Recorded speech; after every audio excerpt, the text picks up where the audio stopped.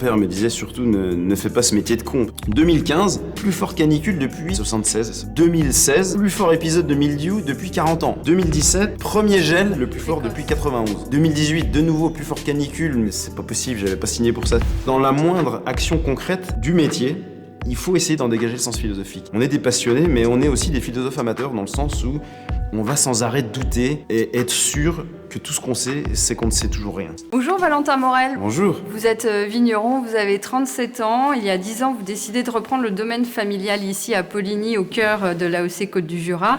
C'est pour vous une reconversion professionnelle après des études de droit. Vous quittez un emploi sécurisant dans la fonction publique pour travailler la terre, un virage risqué, un pari sur l'avenir.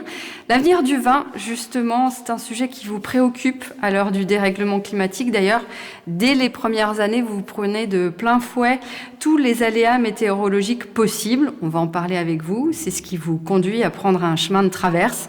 Vous plantez des cépages hybrides, des vignes résistantes. On expliquera ce que c'est. Vous êtes un vigneron engagé pour une viticulture sans chimie. Les pieds sur terre, c'est le nom de votre domaine, choisi comme un clin d'œil à une très bonne émission radio du service public. Oui. Mais c'est aussi une façon de défendre cette terre nourricière et de rendre hommage aux pionniers du bio.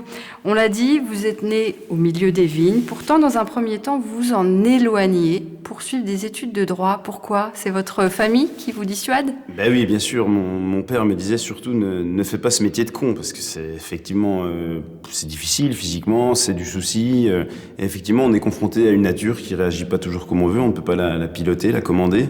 Et donc c'est vrai que puisque j'étais plutôt le bon élève, c'est le syndrome du bon élève, écoute, puisque t'es bon à l'école, hein, tu vas continuer, sans trop vraiment se demander ni même mon avis, mais encore moins ce que je voulais faire.